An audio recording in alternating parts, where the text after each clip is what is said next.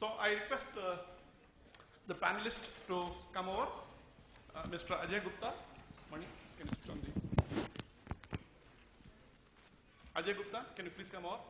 This is a profile of Ajay Gupta. Mr. Babu Jendran. Yeah. Narsimhan, you can also join. Vittal Raj. Yeah. Okay. Narsimhan, you can come.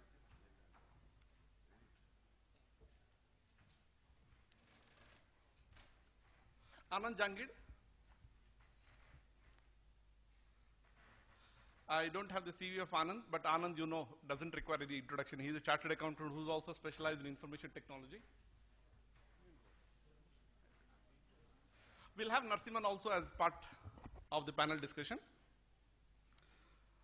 Let's complete a few formalities. I think we need to have memento for Narsimhan. Can I request our friend there in the end?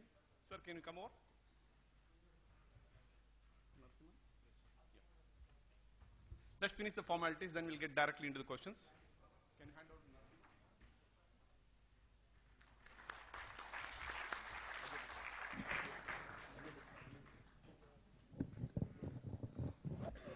We'll have a friend from here. Can you come over?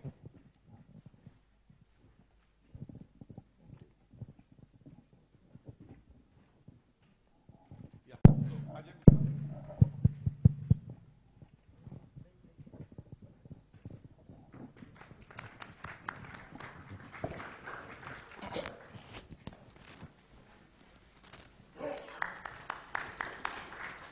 Mr. Anand Gandhi.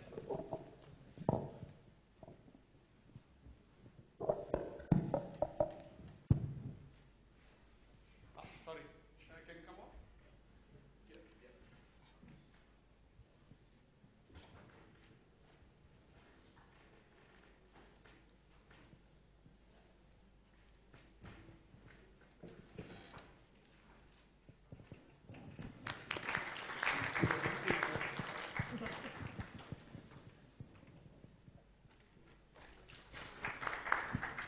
Okay, we have discussed quite a lot about what are the technology challenges, frontiers, solutions. So what I thought is I'll just give 3 minutes to our speakers whom we have not heard so that I can just share their perspectives on the technology summit. We'll start with Ajay. You'd like to start? Oh, you start. Please go ahead. Hello. You can sit down and speak, I think. It should be okay. Yeah. I think it's great learning. If I just correlate myself, probably like 25 years back when I was doing my articleship, and when I started articleship, I probably audited in a company whose turnover was 15 crore, 20 crore, 50 crore at the most. Then I observed a kind of another scale of operations when I went for a first time after I qualified and went to a company. It was an engineering company whose turnover was over 125 crore. And when I went for auditing over there, I was kind of absolutely lost because I had done my articleship in an environment which was absolutely manual. We were writing the manual books of account. I went to a company which was very, like a multinational engineering company. And then we were absolutely, advanced applications. 15, 20 years down the line, when I went for auditing another telecom company, I saw another surprise where the turnover of the company is about 40, 50,000 crore. And if you want to kind of use the sampling methods, I found, for example, for a prepaid business, there are not less than 4,000 crore worth of transactions. And I was just, wondering what kind of sampling, methods or techniques I can use. Then I could see the real power of how can we utilize the data analytics, we utilize the concept of systems audit, revenue assurance, etc. And the same I think we're seeing nowadays in terms of the mobile wallets, electronic e-commerce, and telecom, etc. So I think the days to come, it's only for the people who are working and utilizing the strength of technology for the purpose of business and for the purpose of audit. And I think we have a great potential because we as a chartered accountants have good understanding of finance. We know the business. Only it's a matter of utilizing our knowledge of finance, of accounts, of business rules, and then just correlate and apply to the technology. And I think we can do the miracles in that. Thank you. Good evening, everyone. Anand here. So, when Rafiq sir told me about the conference and the panel discussion, and he was telling it should be on the theme, so I was going through the theme. So, I'm sure you're attending the whole session from morning and you've heard speakers like Babu sir, Mr. Rafiq, you've heard everyone. Now, are you optimist about the future or are you pessimist about the future? Come on, be honest. How many of you are optimist? Okay. How many are pessimist? Like, ये तो खत्म हो गया बस अभी new career, new CA, other things, something. No one. So let me tell you one thing. How many of you heard about this word, the word called VUCA world? VUCA, this abbreviation. Okay, one person out there is the term which is defined by American military for what is happening in Afghanistan and Iraq. It stands for volatile, uncertain, complex, and ambiguous. An environment which we are today, a business. So I will actually play the devil's advocate. Let me be the bad guy in the thing. I think future doesn't look nice. The reason is the kind of business environment and the dynamics which are going through is going to be, we have to upgrade ourselves to a great extent to be able to meet the demand. Gone are the days when you can do sampling. Even if you are doing sampling right now, I think with the technology which is there, why can't we do 100% auditing? And I think I had my principal also here today, and I was just talking to him. I still remember when my time, articleship time, when they have to punish me for something wrong, they used to say 100% vouching. Okay, but today 100% vouching is feasible, but still we are not doing it. Why? Honestly, we have not changed. And let me tell you one thing: this word CA leading the change, I think there's a long way to go. There are people, we have seen I met a lot of people here who are doing amazing stuff. I was talking to Sachin sir, and what they are doing is amazing. But are we all doing it collectively? Because ultimately, one person cannot lead the whole profession. All of us have to come together. So my point was there are only two things which I messaged. One was on the VUCA, and the second thing is, if you get a chance, go to IIA website, Institute of Internal Auditor website, and see. They did a survey on directors of the companies and audit professionals across US. And the result was shocking. Audit professionals were saying, we are great, we have done amazing job, okay? When the ratings were coming that we have done a great stuff, and this year, 2016 was the greatest year for audit profession and blah, blah, blah. And on the other side, the stakeholder, the directors were saying, audit need to scale up. They are not giving us what is there. Despite so much of money being spent on auditing, internal audit, stat audit, and everything, frauds are happening, things are not going well, there are leakage, blah, blah, blah. So it's the time for introspection for the whole profession to see what we can do and how we can all work together. And that's my point of view.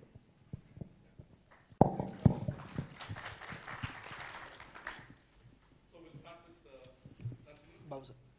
Babu, would you like to share some perspective on the emerging challenges, especially from the digital perspective of CAs and how we can update? Yeah. Before I say anything on that, I want to just, in the lighter vein, because Narasimhan was the last speaker, and the last thing he spoke about was on passwords. I think you all must have heard about this wise guy who put his password as invalid, because he said, if I forget it, the system will say your password is invalid.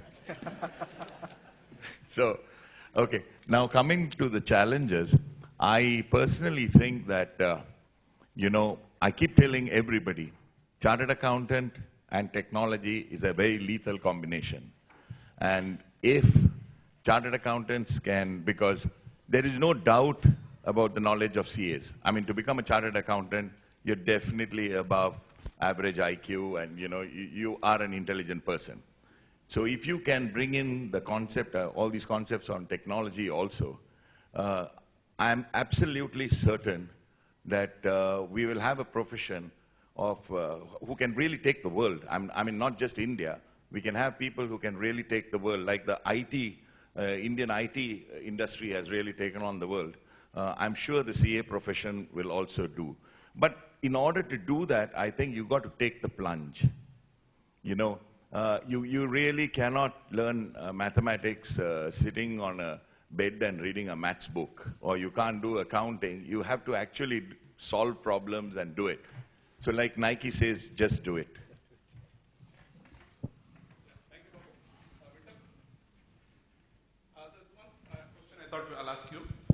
most of you are chartered accountants, and you started in a traditional way.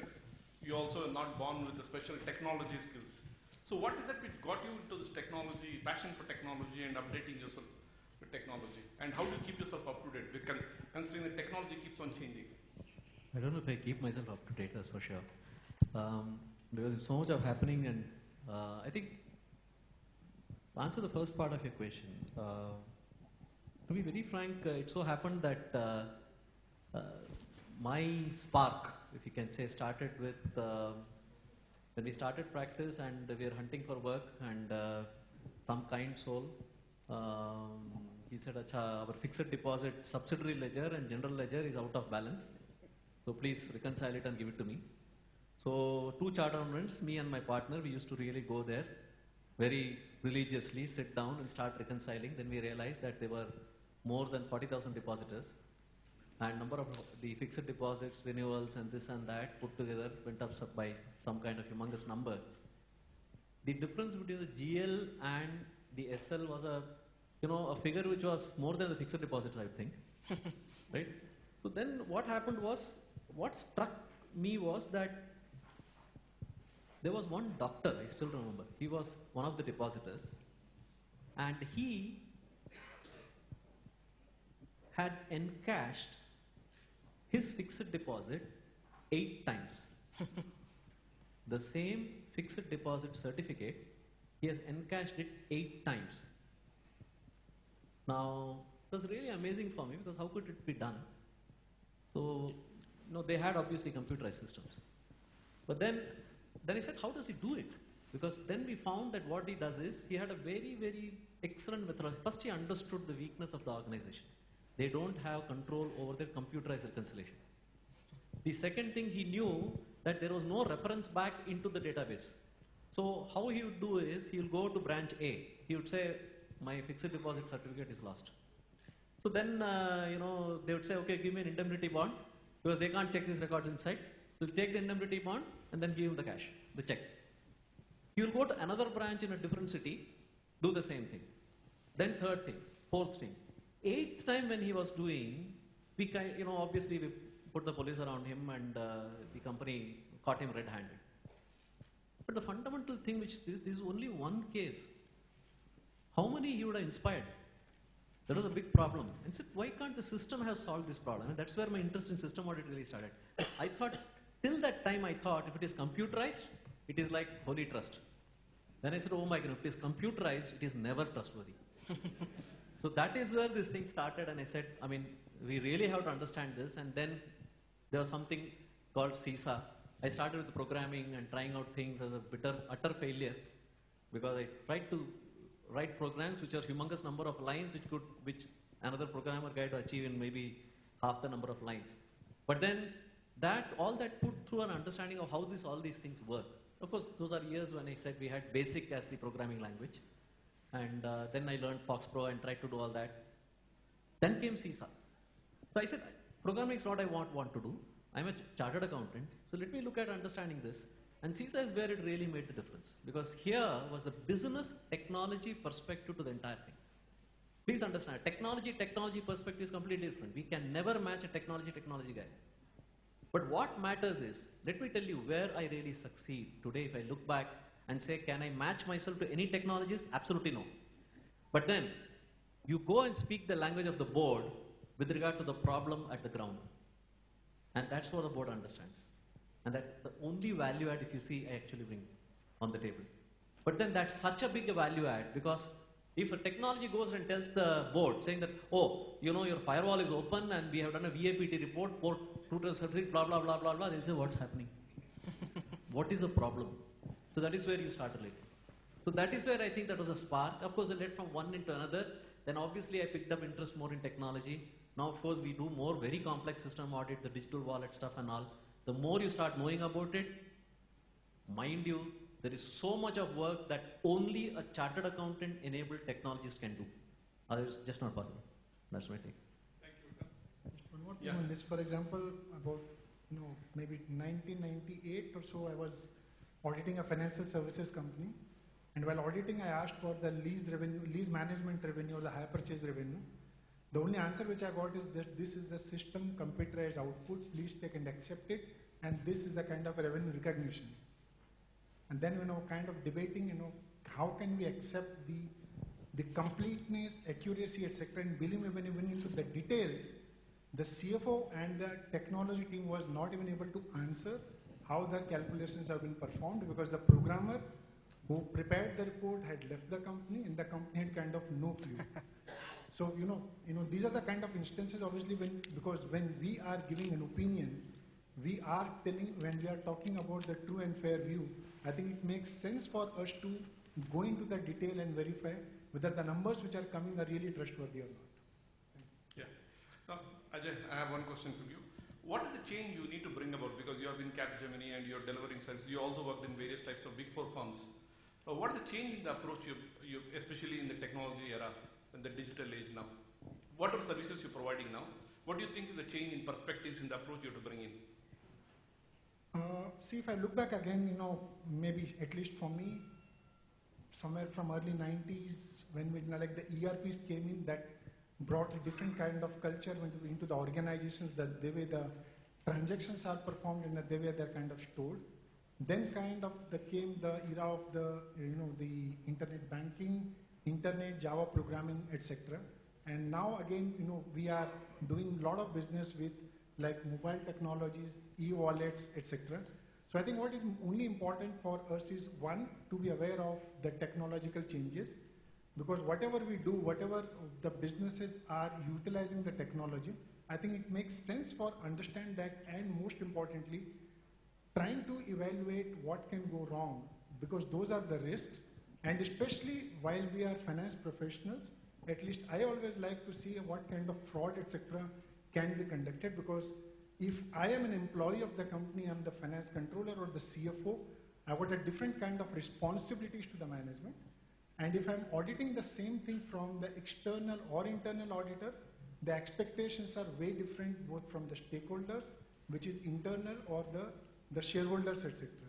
So the only thing which at least I have learned over a period of time is know the business of the client, know the technology, and then just try to correlate as a layman what this technology is using, what can go wrong, and what kind of role or value addition which you can play both for your internal as external stakeholders.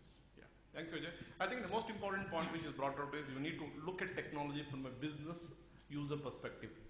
And once you understand the business user perspective, then as auditors, you're supposed to be control experts. You can bring in the control perspective also.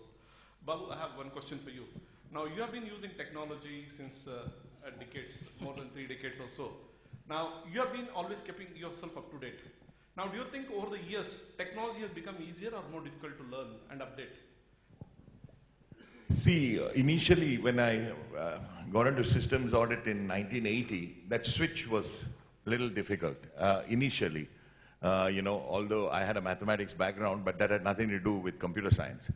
But that was difficult. And so to understand, the first time, like Vittal was telling how he got into systems audit, the way I got into systems audit is when I saw a sales report where the discount was greater than the discount figure was greater than the net sales figure. And that's when I realized that something is wrong with these computers. And, so after some time, once I started getting into and once I started interacting a lot with techies and programmers, it helped me understand this much, much better. So I always suggest to young chartered accountants who are students and things like that, because you live in India, and especially in Bangalore, we have the added advantage that we all have tech friends. And, instead of spending your time on WhatsApp and Facebook, just sit on a Saturday afternoon with your tech friend and tell him to explain to you what a database is, tell him to explain to you how data flows. These are simple things for him.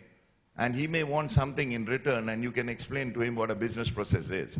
So both of you will become better people and better professionals. So to answer your question, Rafi, initially it was difficult.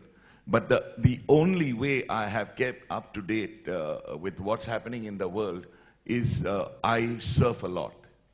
I spend a lot of time on the internet for from the time the internet started. You know, I spent a few hours on the internet. And I think that has given me more knowledge, especially after Google has come. It has given me more knowledge than all the books I have read to pass exams. Okay. So can we say that now, if you see most of us, I think especially in the terms of technology, it's not that we attended specialized courses. One of the questions we quite often asked, how do I attend specialized courses? Most of us, after some period of time, I think we actually are self-taught. We can always learn anything. So let's say you're talking about now this neural networks. Correct. So you always, how do you get into this? You get into the SAP, you got into GRC. Oh, everything. I learned a lot of this stuff by myself. Now, even if I take SAP GRC, see, I'm a strong believer that unless you get your hands wet, you will never learn it. You cannot buy a book and just read about, say, SAP GRC. So, you know, there were, the company I was consulting for, those staff used to tell me, sir, why are you sitting so late and configuring, you know, this, we will do it for you. But I used to configure, you know, because once you do it, you will not forget it. It's like learning to ride a cycle.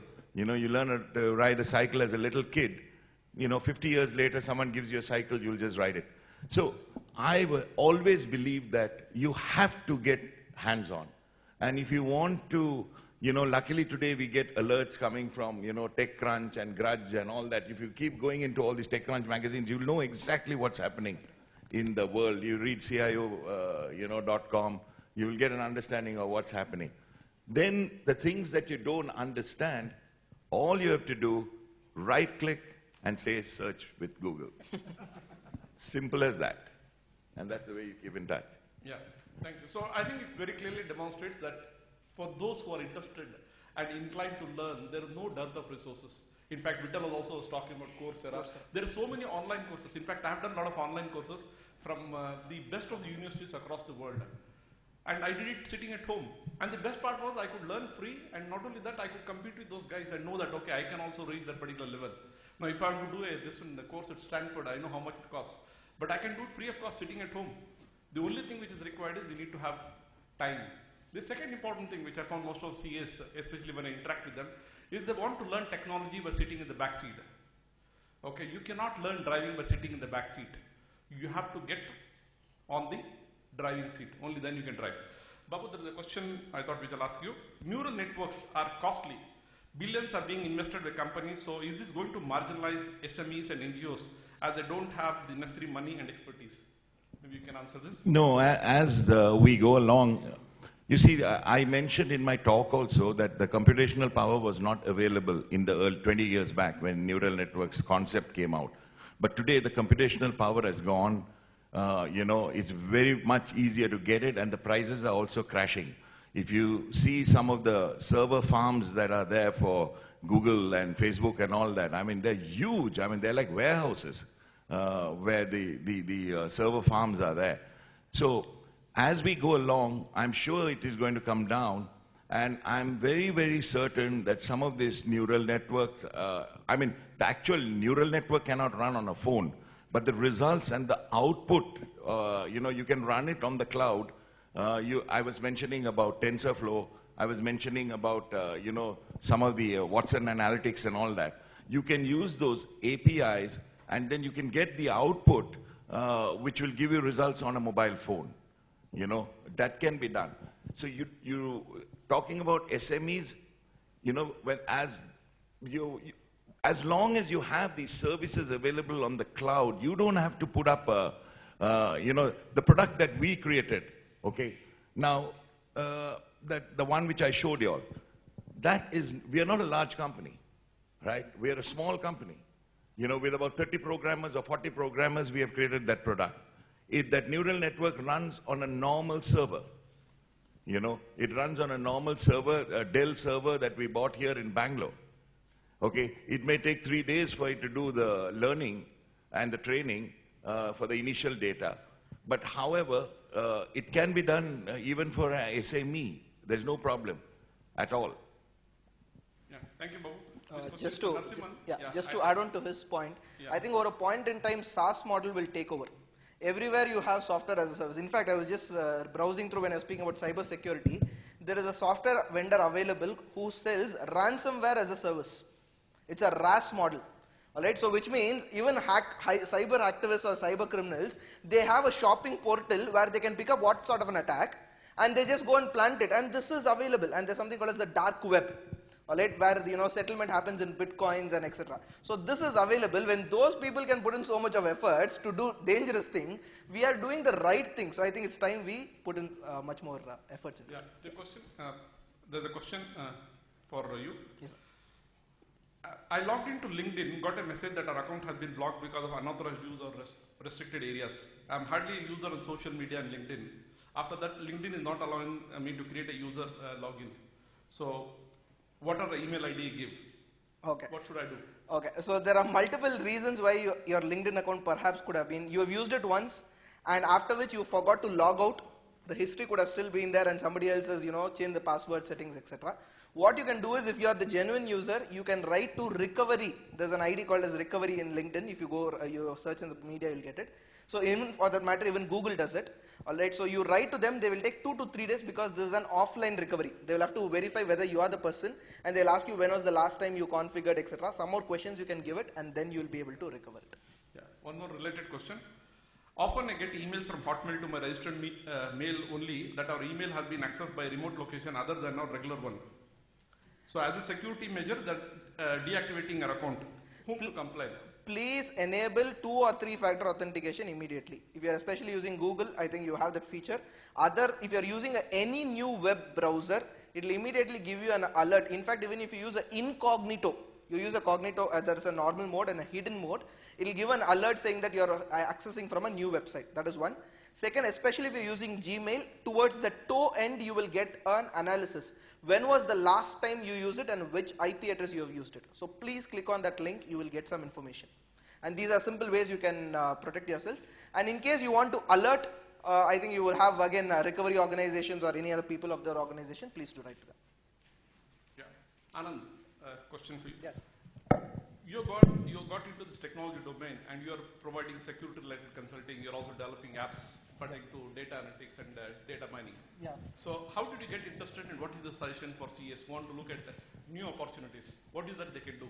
So I had never had this what Sir said that they found something and then they got interested. I always find IT glamorous, so I just got into that because being a CA, the only interesting thing was when you play with IT and something interesting comes up.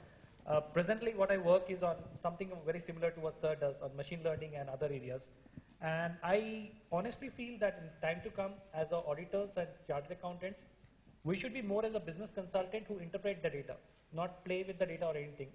And from that perspective, I work in this field now and try to work out. And my suggestion to everyone is this is something which they can go for it and try to see. As Sir said, get your hand dirty. Nothing is going to happen. Maximum, it crashes, you just restart, reboot it, or you start playing it again. That's what I could also say. Okay. Ajay, how do you think CES can be thought leaders in technology? You can give some ideas. What do you think CES can do? I think, I always talk about the 2 roles which chartered accountants can always play. One as an auditor and second as a consulting opportunities. As a thought leader, I think I try to restrict myself primarily from the functional side or from the business side of whatever we do.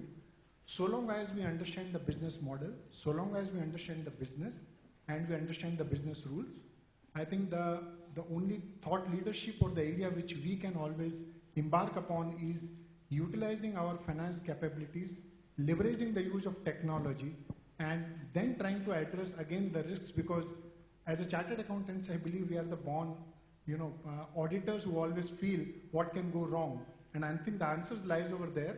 If this can go wrong, this is what we utilize as part of the assurance opportunities. And the bigger opportunities honestly lies in the consulting, where you go and tell your business associates or clients as to how you can implement the controls in the processes. So for example, let's say revenue assurance is one of the big area where if I go into the e-wallets, a lot of companies are giving a lot of cashbacks, etc. If you go and tell the CEO of a company that fine, your internal audit department is doing a lot of compliance to the processes, etc. But do you have a confidence that there is no kind of revenue leakage? The amount of cashback which should go, if the actual cashback disbursement is going more than that, etc. So I think these are the areas where you can look upon and approach your clients. I'm sure there's going to be a lot of acceptability from the clients because we are talking about saving hardcore cash for them. Thank you, Jack. Just Any to- questions from the audience? Yeah, just to add on to what Mr. Ajay said, Yeah. I feel that what we can start doing immediately is we have already been auditing all the, since the last 3 years, 5 years, we have been auditing multiple clients. Just pick up one client, 2 clients and see what you can give add-on information.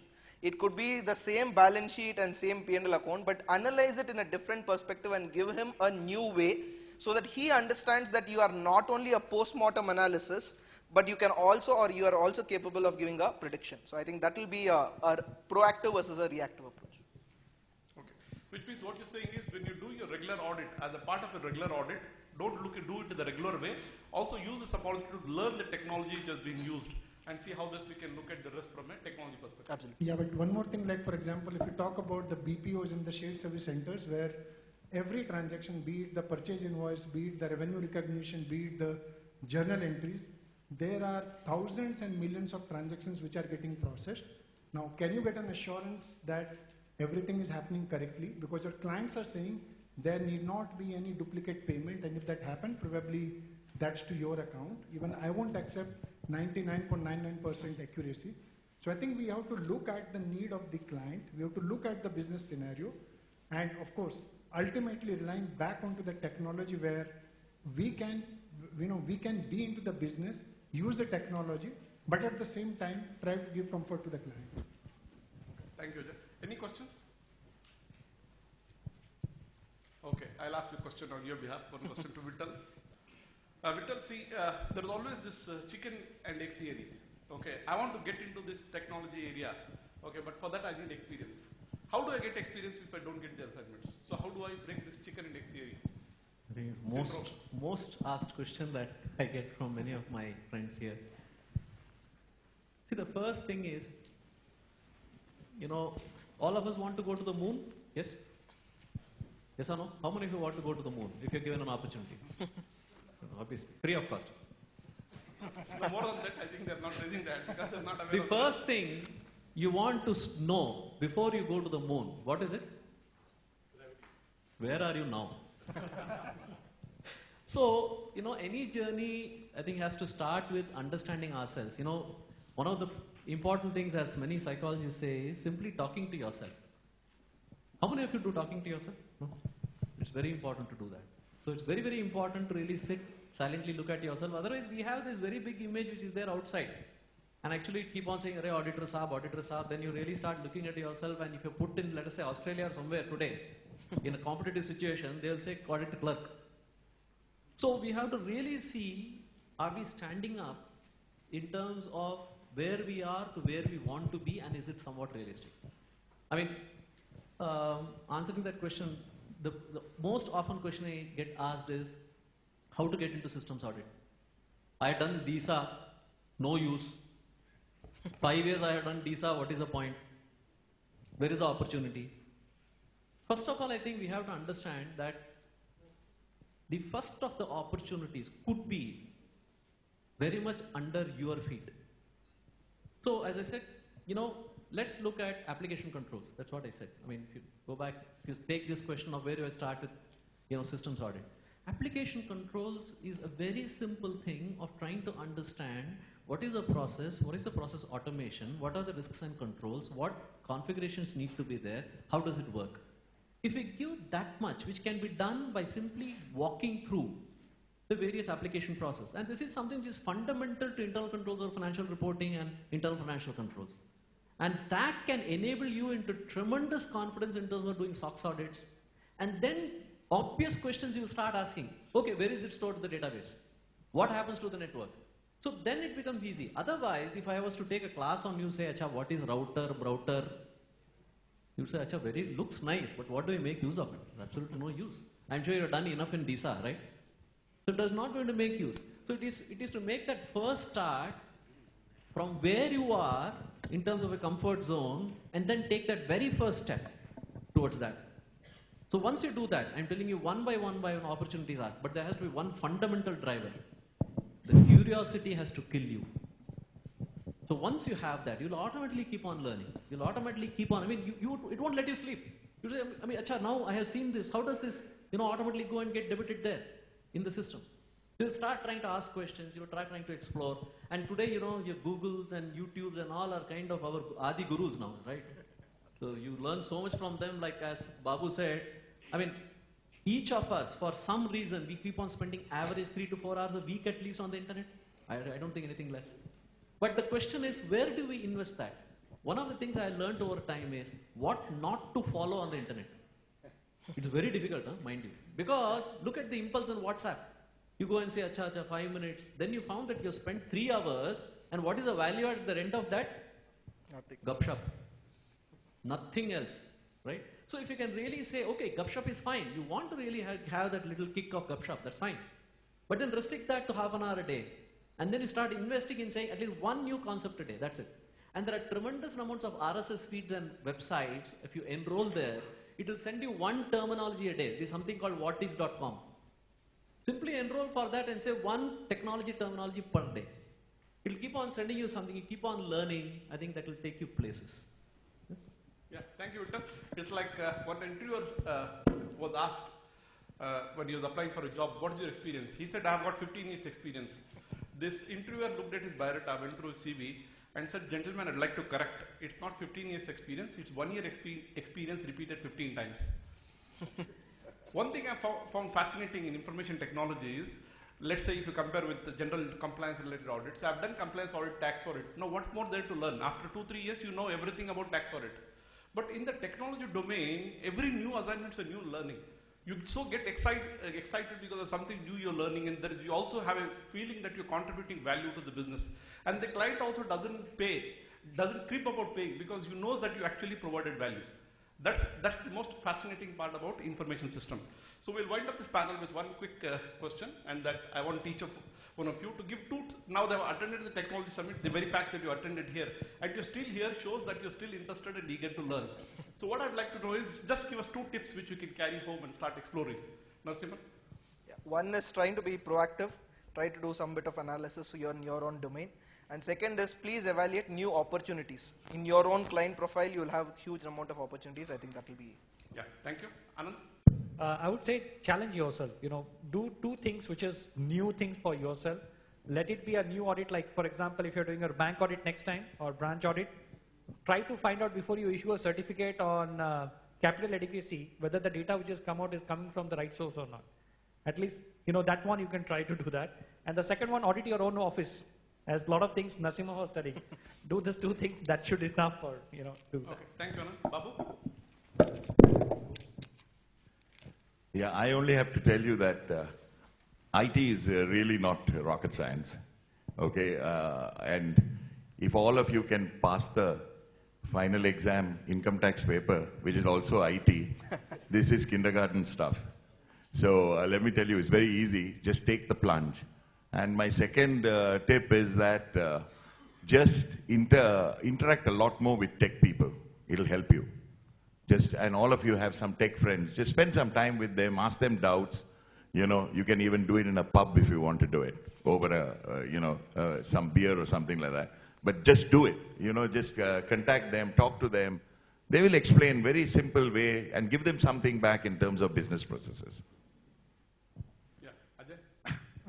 I think the real journey start after, it doesn't end at becoming chartered accountants. It really start after becoming the chartered accountant, because that's where we are giving opinion, we are signing the balance sheets. So I think what we need to do is basically read. There is a lot of data available, as everybody mentioned, on the internet. Educate yourself.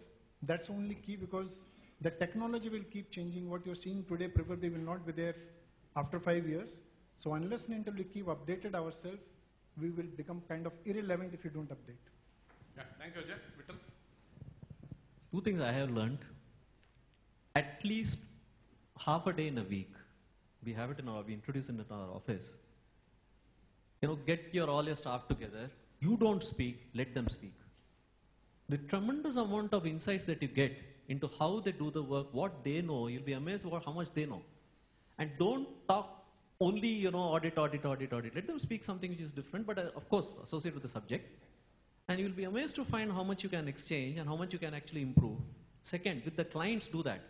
Pick up one client at least a week. I mean, depend upon how many clients you want. Have a chat with them on non-audit, non-taxation issue.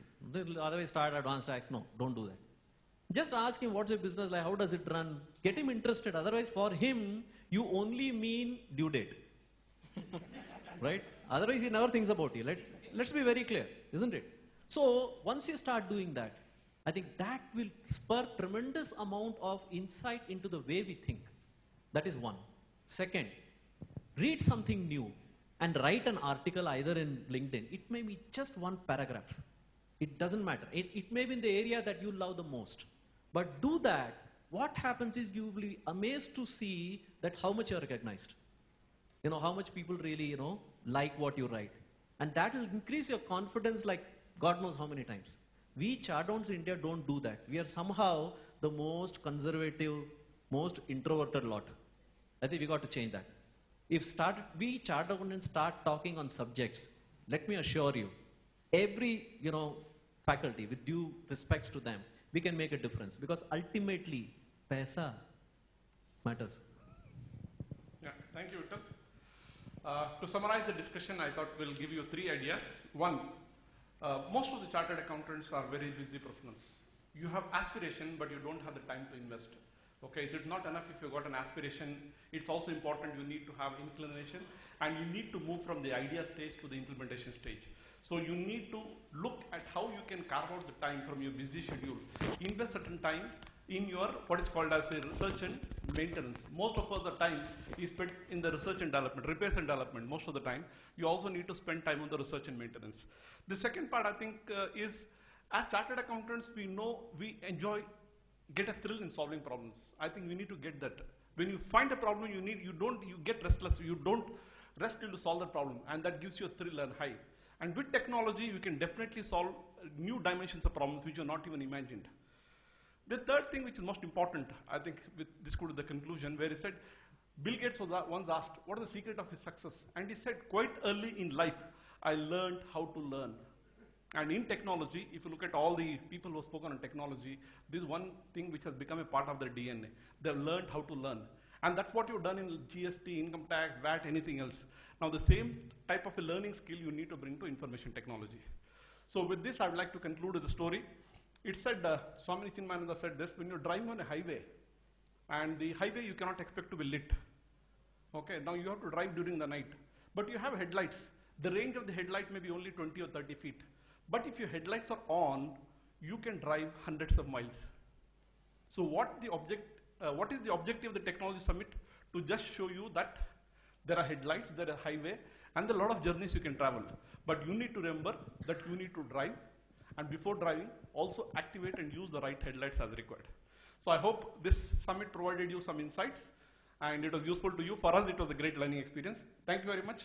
And now I hand over to our Bangalore branch to complete the formalities.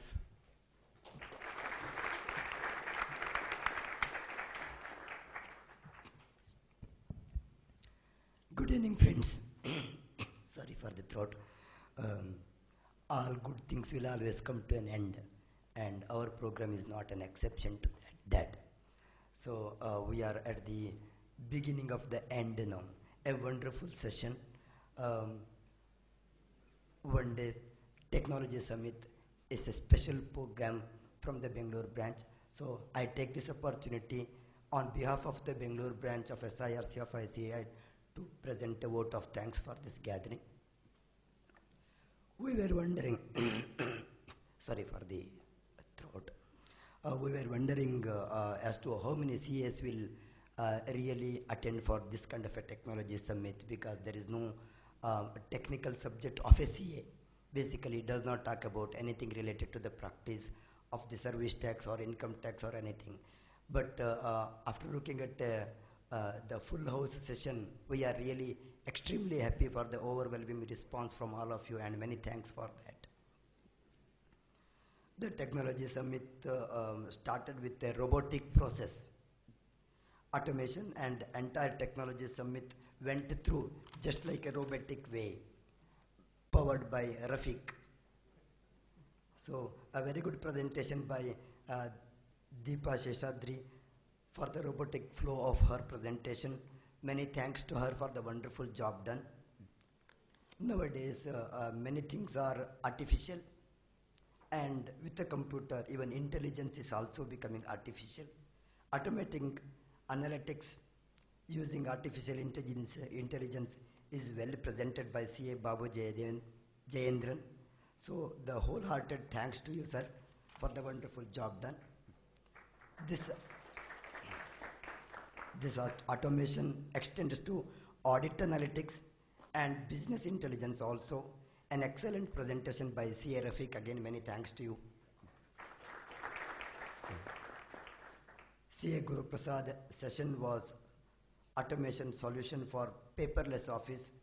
It was really an interesting and simple and easy to implement as well. Job well done. We take this opportunity to thank him in his absence now. Friends, the latest technology being the mobile app and the social media presented by CA Bipin Sachin Kumar was really a wonderful one. I being the CFO of one of the mobile wallet company today, I have seen many ideas about this mobile technology. Wallet companies today and the very complex processes, they are today even single wallet companies transacting more than billion transactions a year. And if you look at the GMV of the transaction, it's more than 75,000 crores per year. That is the kind of size the companies are handling today. That being the case, you can imagine the complexity of the processes, the fund settlement, transaction settlement, reconciliation aspects, everything. Everything is robotically automated today. That is the era where we are today. So this session was wonderfully presented by Sachin Kumar. Many thanks to him. CA Vittal Raj spoke about business model and transactions in the digital economy and its auditing challenges. An excellent presentation, sir. In fact, in our company, we cater more than 85% of the Indian e-commerce transactions. So it's authentication services. I understand the complexity of the services, but you have made it so simple and easy for us to understand, get an idea about the same. Many thanks to you for this wonderful session, sir.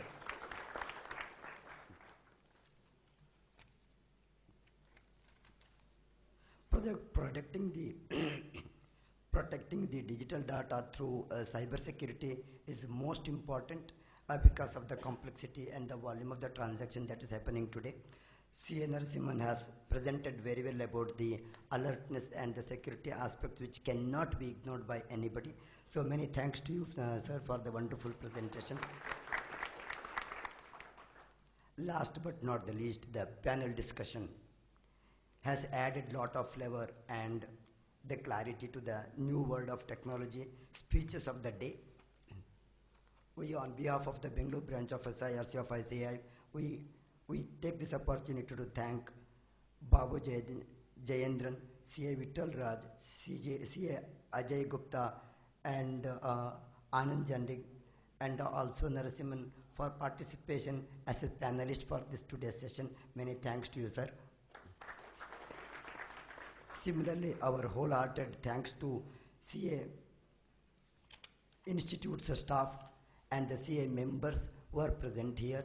Without your participation in this program, a program cannot become successful.